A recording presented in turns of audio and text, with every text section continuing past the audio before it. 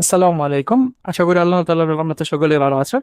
আজকে আমরা নবম দশম শ্রেণীর পদার্থবিজ্ঞান বইয়ের দ্বিতীয় অধ্যায়ে একটা বোর্ড প্রশ্নে আসা সমস্যার সমাধান করার চেষ্টা করব। সবাই খেয়াল করুন। এখানে প্রথম প্রশ্ন হচ্ছে যে বনাঞ্চল বড় বস্তুটির ব্যাগ কত হবে? এটা বোঝা একটা থার্মোডাইনামিক উদ্দীপক আসলে ভালোভাবে বুঝতে হবে যে কি স্থির বস্তু। এখানে কয়েকটা জিনিস তথ্য দেওয়া আছে যেটা খুবই মনোযোগের সাথে তুমি বুঝতে হবে। স্থির অবস্থা এবং 5 সেকেন্ড এবং আরেকটা বিষয় হচ্ছে 50 মিটার। হ্যাঁ, প্রশ্নের মজা বলছে 15 সেকেন্ডে কি পরিমাণ ব্যাক হবে, 15 সেকেন্ড পর বুঝতে হবে কি পরিমাণ ব্যাক হবে বা ভেলোসিটি হবে। Back and velocity and speed there is a distinguish. এখানে অবশ্যই পার্থক্য রয়েছে। ভেলোসিটি মানে হচ্ছে ল্যাগ, আর আমরা যেটাকে বলি স্পিড ওটা মানে হচ্ছে দ্রুতি। এইটা আমরা আরেকদিন ক্লিয়ার করবো তোমাদেরকে। 15 সেকেন্ড পর বস্তুটির ব্যাক কত হবে এটা বোঝার ক্ষেত্রে আমি তোমাদেরকে করবে বলছি যে তুমি যদি উদ্দীপক দেখে লিখতে পারো কি কি দেওয়া আছে তাহলে তুমি ওর দেখুন শেষ করে ফেলছো। আমরা এই উদ্দীপক লিখে চলো শুরু করি। দেওয়া আছে, আমরা এই কথা সলভ প্রথমে করার চেষ্টা করবো। দেওয়া আছে, দেখো ইভেন কি দেওয়া স্থির অবস্থা, তার মানে অবশ্যই স্থির ছিল, বস্তুটা স্থির ছিল। তাহলে আগে দেখ সামনে হবে, তো আমরা লিখতে পারি আদিবে ইউ সমান জিরো এম এস ইনভার্স সমান বা আদিবে আমরা ইউ দ্বারা প্রকাশ করি। সময় তো এখানে দেওয়া আছে, এখন বলতে পারো এখানে 15 সেকেন্ড দেওয়া, এখানে 5 সেকেন্ড দেওয়া, তাহলে কোনটা ব্যবহার করবো? অবশ্যই আগে উদ্দীপক তুমি ব্যবহার করে ইনফরমেশনটা কালেক্ট করবা, পরে অন্য ব্যবহার। তাহলে সময় হচ্ছে টি সমান 5 সেকেন্ড, 5 সেকেন্ড। এবং আর কি দেওয়া আছে মিটার। দেখো 50-এর সাথে এম দেওয়া, এই এককটা দেখে কিন্তু তোমাকে বুঝতে হবে যে এটা দূরত্ব দেওয়া। আমরা জানি যে ব্যাগের একক হচ্ছে এমএসএন পার সমান, সময়ের একক হচ্ছে সেকেন্ড অ্যান্ড দূরত্বের একক মিটার। এইগুলো তুমি যদি না দাম তাহলে তো একবারে কোনো মানে না। আগে বেসিক বিল্ড আপ করতে হবে। এখানে আমাদের দূরত্ব দেওয়া, দূরত্ব আমরা এল দ্বারা লিখি, এস হচ্ছে 50 মিটার, তাহলে 3টা জিনিস দাও। আমি তোমাদের এরকমভাবে বলছি যে কোনো এই ব্যাগ এবং বল অধ্যায় এবং বড় অধ্যায়ের ক্ষেত্রে যে কোনো 3টা জিনিস দেওয়া থাকে আমরা সূত্রের সাহায্যে বাকি 2টা নিয়ে বের করতে পারি।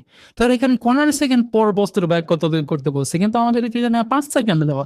তাহলে আগে এই ইনফরমেশন গুলো ব্যবহার করে তোমাকে তখন দেখো নিতে হবে। তাহলে বরং অ্যাক্সেলারেশন এর সমান কত এটা আগে বের করো। কোন যন্ত্রের মাঝে বলুন তো? ইউটিএস এর এই কোন দুটোর মাঝে আছে? তুমি যদি বলতে পারো যে এই চারটা কোন সূত্র মাঝে আছে তাহলে লিখতে পারো। সূত্র নিয়ে তোমার এত লড়াই করার দরকার নেই, তুমি শুধু দেখবা যে এই চারটা অজানা রাশি বা জানা রাশি কোন সূত্রটার মাঝে আছে। শুধুমাত্র একটা সূত্র আছে যার মধ্যে এই চারটা আছে, সেটা হচ্ছে আমরা জানি এস সমান ইউটি প্লাস হাফ এট স্কোয়ার। দেখো আমি যে সূত্রটা লিখছি এই সূত্রের মধ্যে চারটা কোয়ান্টিটি আছে, S S U U T T এবং এন এ আমরা এর লাভ করবো। তখন এই সূত্রের মাঝে মানগুলো শুধু বসাতো। এস এর মান কতটা? 50। ইউর মান 0, তবে শূন্যের সাথে টি গুণ দেওয়ার মানেই হয় না, শূন্যই হলো। প্লাস হা এর মান জানি না, এটা বের করবো। টির মান কত? 5, 5-এর উপরে স্কোয়ার। তাহলে এখন যদি তুমি ক্যালকুলেশন করো তাহলে এটা তুমি একদম সম্পূর্ণ করবে ক্যালকুলেশন করে ফেলবে। তাহলে এটার মান তুমি একটু ক্যালকুলেশনে সরাসরি এটা তুমি যদি বসাও তাহলে ক্যালকুলেটারে তোমাকে মান বলে দেবে। এখন সেটা হবে এর সমান 4 এমএস ইনভার্স 2। তোমার অ্যাডভান্স হও, সায়েন্টিফিক ক্যালকুলেটরের সর্বোচ্চ ব্যবহারটা তুমি করো, কারণ তুমি science not arts. So make the best use of your calculator. আমরা এর মান বের করি, এখন আমরা এই এর মান ব্যবহার করে কিন্তু 5 সেকেন্ড পরে ব্যাগটা কত হবে সেটা বের করবো। এখন তুমি যদি নিজে রেখো, আমার তো নিজে লাগে না, আমি সাইডে লিখতেছি, তাহলে এখানে সময়টা বন্ধ দেওয়া। এখন আবার লিখবা, এখানে লিখবা আবার আবার। তাহলে এখানে বলো তো সময় কত দেয়? এই সময় দিয়ে আমরা এ বের করছি, এখন আল্লাহ এই সময়ের কাজ, যেহেতু সময় 2টা, তাহলে এটি হচ্ছে 15 সেকেন্ড। এবং আমরা এই মাত্র ত্বরণ বের করছি, এর সময় কত বের করছি চাও। আর আদিবেগ তো আগেরটাই থাকবে, যেহেতু গাড়ি শুরুতে 0 ছিল, আদিবেগ হবে আদিবেগ হবে 0 এমএস ইনভার্স মান এমএস ইনভার্স 2, যেহেতু ত্বরণের একক আংশিক হচ্ছে। তাহলে আমরা বের করবো কি? বি, যেহেতু সাতভাগ বের করতে পারছি। কোন সূত্র মাঝে আছে? সূত্র কি? বি সমান ইউ প্লাস এইচ। তাহলে বলো ইউর মান কত? 0 প্লাস এর মান কত? এই মাত্র বের করলাম, এর মান কত? 15। তাহলে তুমি গুণ দাও কত বার? 7 MS inverse 1। This is the answer. Then কত সহজ। তাহলে এখানে কিন্তু কনফিউশন হওয়ার কোন কারণ নাই, যেখানে তো 2টা সময় ব্যবহার করছে, আমরা গোটা সময় ব্যবহার করবো। প্রথম সময় ব্যবহার করে তুমি ত্বরণ বের করবো, দ্বিতীয় সময় ব্যবহার করে তুমি উত্তর বের করবো। ওকে, বুঝছো বিষয়টা? আচ্ছা, এখন আমরা তৃতীয় প্রশ্নের সমস্যার সমাধান করব। পরবর্তী 30 মিটার পথ অতিক্রম করতে কত সময় লাগবে? এখানে তোমাকে কি বের করতে বলছে দেখো। পরবর্তী 30 মিটার পথ অতিক্রম করতে সময় কত লাগবে অর্থাৎ টি বের করতে বলছে। এখন বলো তো প্রথম 5 সেকেন্ড পরে যে 50 মিটার দূরত্ব অতিক্রম করলো, তবে আমরা ব্যাগটা কত পাইছিলাম? ব্যাগটা আমরা কিন্তু এটা পাই নাই। 5 সেকেন্ড পর 50 মিটার দূরত্ব অতিক্রম করছে, আরো 30 মিটার যাবে অর্থাৎ মোট 80 মিটার। এখন শুধু পরবর্তী 30 মিটার পথ অতিক্রম করতে কি সময় লাগবে সেটা বের করতে হবে। তবে তারপর সময় দেওয়া 5 সেকেন্ড, সময় পাইলে আমরা যেহেতু দেওয়া টি সমান 5 সেকেন্ড। আর আমরা অবশ্যই এই প্রশ্ন পরে প্রশ্ন থেকে পাইছি, তবে পাইছি 4 2।